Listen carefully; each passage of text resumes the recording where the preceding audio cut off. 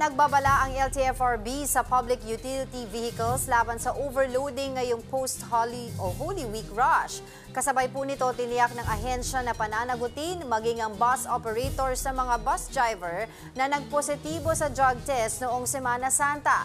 Para po pag-usapan yan, makakasama natin si Attorney Ariel Inton, ang tagapagsalita ng LTFRB. Magandang tanghali po sa inyo, Attorney. Thanks for joining us today. Magandang tanghali po, Mama Angela. Magandang tanghali sa taga-subaybay. Attorney, gaano po ba karaming driver yung nagpositibo po dito sa illegal na droga dito po sa ginawa po ninyong Oplan Harabas nitong nagdaang Holy Week? Ayon po sa numero na nirelease po ng PIDEA sa implementasyon ng Oplan Harabas, 84 public utility vehicle drivers at 2 konduktor ng bus ang nagpositibo sa kanilang test. Yung pong 84 PUV ay ang detalye nito ay ang mga sumusunod. 47 po na tricycle drivers, meaning to say yung respective na LGU po ang ano po dyan, ang may control dyan. Tapos 13 bus drivers, Okay. 1 minibus driver, 1 taxi driver, 2 MC drivers, yung motorcycle taxi po yan, 11 2V express drivers, at yung 2 konduktor. So, alinsunod po sa pinagutos po ni Attorney Teofilo Guadis, ay mag-i-issue po ng show cause order ang LTFRB sa mga operator nitong mga nagpositibo, no? Okay. Na mga driver. Okay. So kailan po natin target maibigay po itong show cause order na to sa mga operators? Sa lalong madaling panahon po yan. Ipadadalan kaagad sila. Ito pong mga operator na to, siyempre sila, they are duty bound to assure the riding public that the drivers that they employ are mentally and physically fit to drive. Kaya kapag nakadroga po to, hindi depensa na wala namang aksidente, hindi po depensa yun. In fact na hindi fit tong mga to dahil nakadroga. Attorney, habang po ba naibigay po itong show cause order na to sa mga operators na to, tuloy-tuloy pa rin po ba yung operasyon ng ibang fleet nila or meron pong suspension na mangyayari? Depende po yan sa magiging assessment ng LTFRB board. Kapag yung show cause order po kasi, ang tono niyan ay to show cause why the franchise should not be suspended or revoked.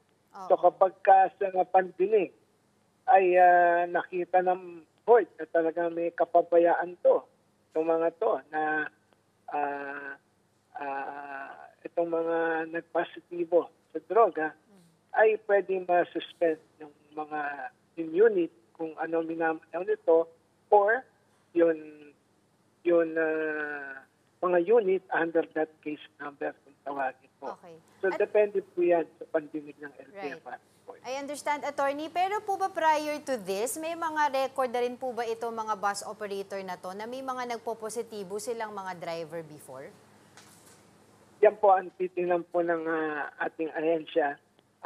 Sa ngayon ay yung palang datang to ang nasa amin po at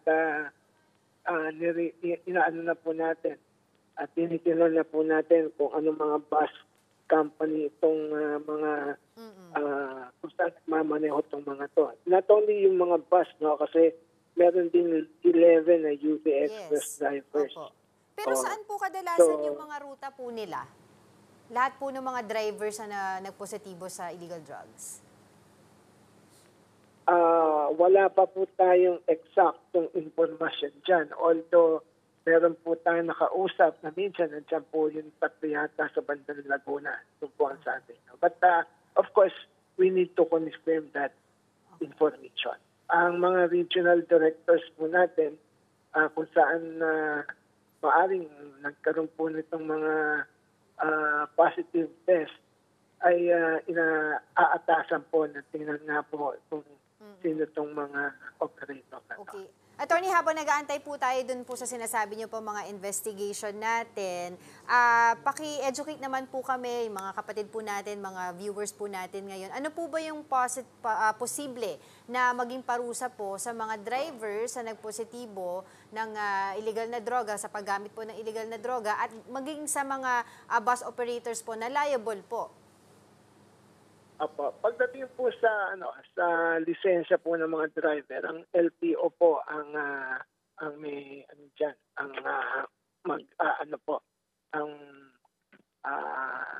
magde-decide kung kinakailangan suspendin ba o i-revoke tuluyan yung mga lisensya nito. Depende po yan sa LTO. Ngayon, pagdating naman po sa LTFRB, isang LTFRB po ay isang quasi-judicial body na ang aming pong jurisdiction ay yung mga prangkisa nitong mga operator, ay titingnan kung may kapababayaan ba itong mga operator na to na wala silang, for instance, wala man lang silang sa hiring ng mga driver na to, wala man lang po silang ginawang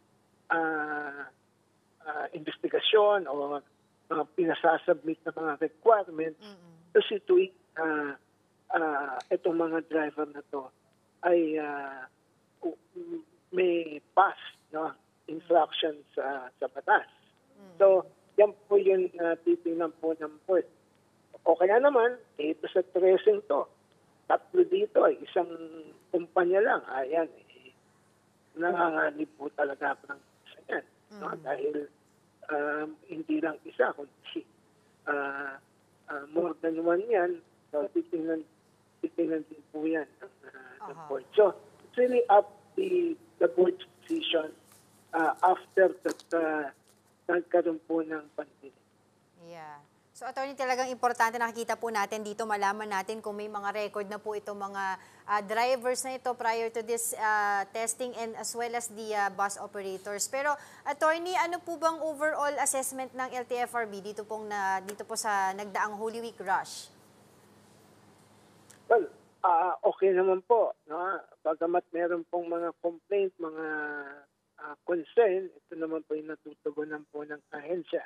At kaagad naman po kumikilos ang ahensya dito sa mga infractions na to. At kung maaari po, maidagdag ko lang po, kasi meron nagsabi, wala namang aksidente, hindi po yun ang usapin. Pagka nagkaroon po ng nag-drug test po, meron pong kaukulang penalty po sa operator. At hindi rin po naman depensa na tinanggal na namin yan. Hindi naman po pwedeng ganun. Why? We cannot gamble on the lives of our public transport passengers. Right. Yun po ang ultimate goal po ng ahensya at sunod po sa bili ng Presidente at Secretary of Justice. Alright, siguro po, Attorney, panghuli na lamang po yung mga ilang pa pong hakbang ng LTFRB para po matiyak na lagi pong ligtas yung pagbabiyahe po ng mga pasahero, hindi lamang po tuwing holiday. Opo, hindi lang po during holiday ito. Yun nga pong dineclare nga po ni Chairman, what is zero tolerance sa mga kamote drivers in public transportation. Yan po ay tututuan natin. And then yung mga usual po na mga mga complaints, mga ayaw magpasakay, overcharging, contracting of passengers.